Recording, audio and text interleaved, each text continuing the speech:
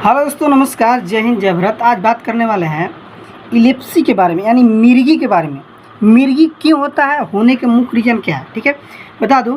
इसके अगर हो जाता है किसी व्यक्ति को तो क्या क्या करना चाहिए। इसमें बहुत सारे नियम बताया गया है, लेकिन बता दूं कि देखा गया है कि इसे मिर्गी यानी इसको बोलते हैं इपिलेप्सी। देखा जाता है कि एक तरह से मानो केंद्रीय तंत्रिका तंत्र का बीमारी होता है। इसमें देखा जाता है कि ये मिर्गी एक केंद्रीय तंत्रिका तंत्र का संबंधित एक बीमारी होता है। इसमें देखा गया है कि इसमें मस्तिष्क में तंत्रिका कोशिकाएं हैं, जिसको बोलते हैं नर्व सेल बोलते हैं, गतिविधियां बाधित हो जाती हैं, जिसके कारण दौरे या कुछ समय तक असामान्य व्यवहार, उत्तेजना और कभी कभी बेहोशी भी हो जाते हैं। ठीक, इसके साथ साथ क्या होता है, देखा जाता है कि मिर्गी समान संक्रमण नहीं है और मानसिक बीमारी या मानसिक कमजोरी के कारण नहीं होती है। कभी कभी गंभीर दौरे के कारण मस्तिष्क में क्षति हो सकती है, लेकिन अधिकांश दौरे मस्तिष्क पर हानिकारक प्रभाव नहीं डालते हैं। देखा जाता है इसमें कि बीमारी से होने वाले मस्तिष्क क्षति से लेकर असमान मस्तिष्क का विकास तब मिर्गी के कई संभव कारण, इसमें जेनेटिक भी एक भूमिका हो सकता है। ठीक है, मतलब किसी भी व्यक्ति की अगर जेनेटिक प्रॉब्लम होता है तो भी जेनेटिक इलेप्सी या मिर्गी हो सकता है। ठीक है, इसमें देखा जाता है कि मिर्गी किसी भी व्यक्ति को हो सकती है, लेकिन यह छोटे बच्चे और अधेड़ व्यक्ति में अधिक आम बात है। ठीक है, साथ साथ में ये भी देखा गया है कि मिर्गी का इलाज करने के कई अलग अलग तरीके हैं, जिनमें मेडिटेशन, मिर्गी का इलाज करने के लिए सर्जरी या मिर्गी के अंतर्निहित स्थितियों का उपचार, प्रत्यारोपित उपकरण और आहार भी से भी इसका निदान किया जा सकता है।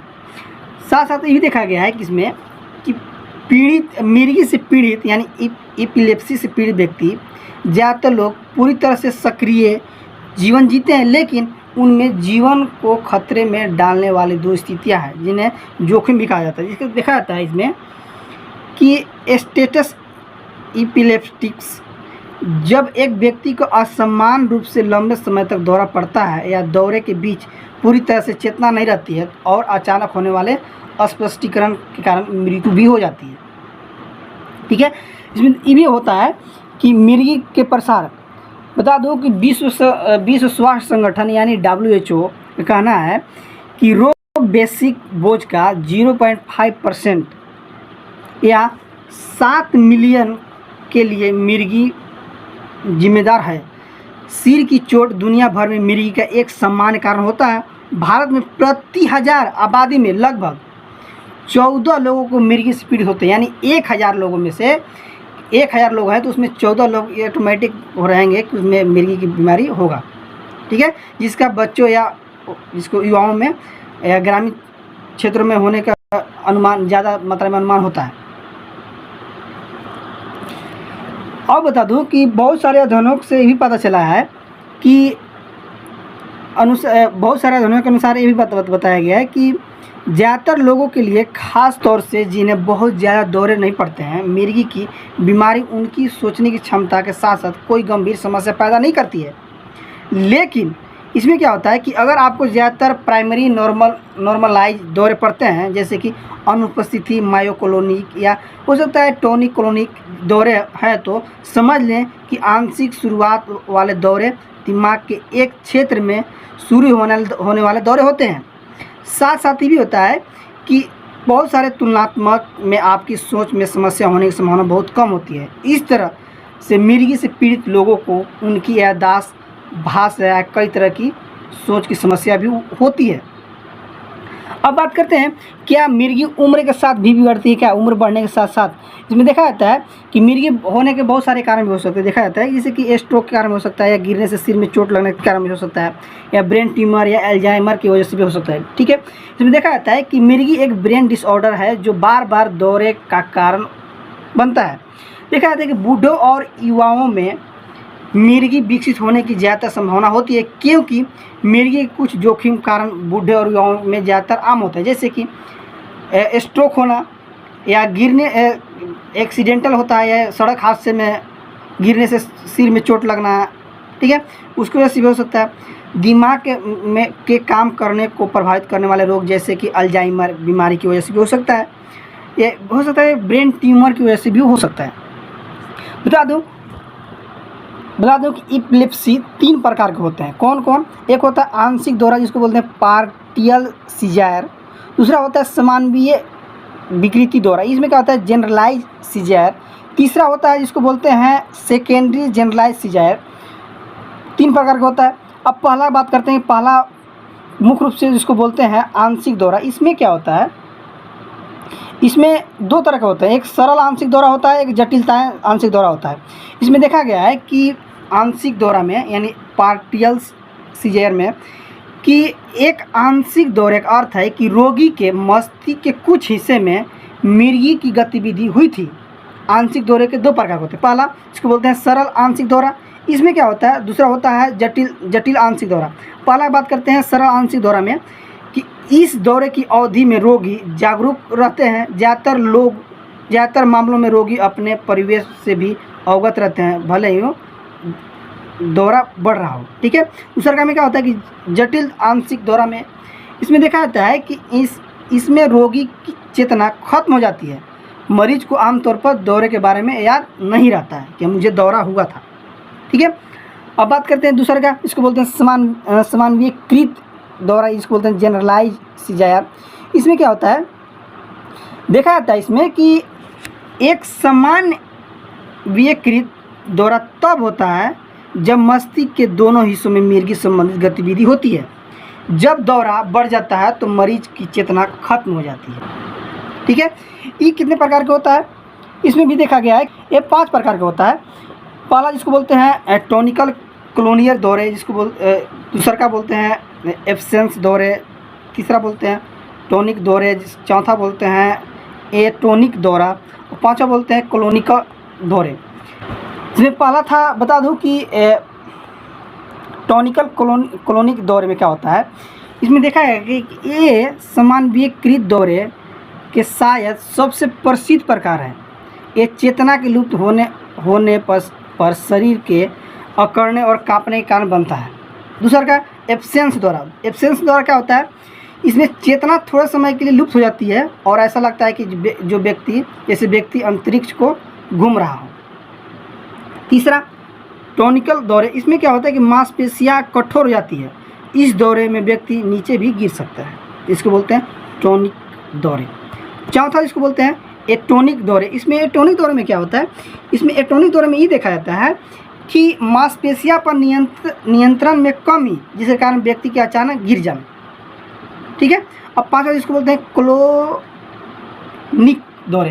क्लोनिक दौरे में क्या होता है, इसमें ये भी देखा गया है कि ये दौरे नियत अंतराल के बाद लगने वाले झटके के साथ समृद्ध होता है। ठीक है। अब तीसरा बात करते हैं कि माध्यमिक समानवीकृत दौरे यानी सेकेंडरी जनरलाइज सीजियर क्या होता है। इसमें देखा जाता है कि एक माध्यमिक समानवीकृत दौरा तब होता है किसी इंसान में जब मिर्गी संबंधित गतिविधि आंशिक दौरे के रूप में शुरू होती है। इसमें भी देखा जाता है कि होने वाले बहुत सारे प्रकार हैं, लेकिन फिर मस्तिष्क के दोनों हिस्से में फैल जाती है। जब दौरा बढ़ जाता है तो मरीज अपनी चेतना खो देता है। ठीक है। अब बात करते हैं मिर्गी के लक्षण। अगर किसी व्यक्ति की मिर्गी हो गया तो उसको क्या क्या लक्षण देखने को मिल सकता है। इसमें बहुत सारे लक्षण हो सकते हैं, जिसे पहला हो सकता है जैसे फोकल आंशिक दौरे, दूसरा का होता है जटिल आंशिक दौरे या समानवीकृतीय दौरे हो सकता है। ये भी देखा जाता है कि टोनिक दौरे या एटोनिक दौरे या क्लोकिन दौरे भी हो सकते हैं, या मायोकोनिक दौरे या टोनिक क्लोनिक दौरे भी हो सकते हैं। इसमें देखा गया है कि जैसे पहला मैं बात कर रहा था कि जैसे कि फोकल आंशिक दौरे में इसमें देखा जाता है कि एक साधारण आंशिक दौरे की चेतना में कोई खास नुकसान नहीं होता है। इसके लिए बहुत सारे लक्षण जैसे कि स्वाद, गंध, दृष्टि, भ्रम, श्रवण या स्पर्श इंद्रियों में बदलाव। दूसरा होता है चक्कर आना हो सकता है। तीसरा अंगों में झंझनाहट महसूस होना हो सकता है। दूसरा का बात करते थे जटिल आंशिक दौरे। इसमें क्या होता है, इसमें भी 2 पॉइंट होता है।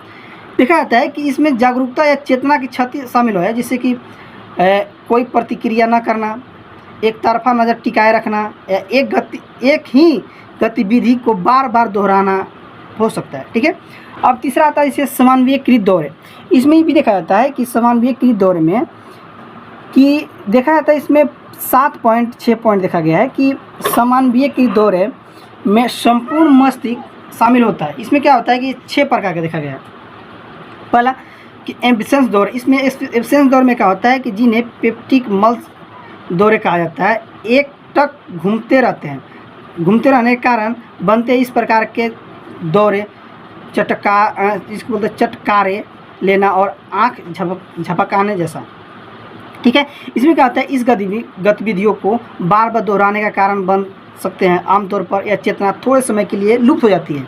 ठीक है, दूसरा का टोनिक दौरा, इस टोनिक दौरे में क्या होता है कि मांसपेशियों में अकड़न पैदा होती है। तीसरा इसको बोलते हैं एटोनिक, टोनिक था, ये था एटोनिक। एटोनिक में क्या होता है इस दौरे में मांसपेशियों पर नियंत्रण कम हो जाता है, जिसके कारण व्यक्ति अचानक गिर जाता है। चौथा इसको बोलते हैं क्लोनिक दौरा। इसमें क्या होता है कि एक क्लोनिक दौरे में की पहचान चेहरे, गर्दन, बाँ मांसपेशियों में लगने वाले पुनरावृत्ति झटके होती है।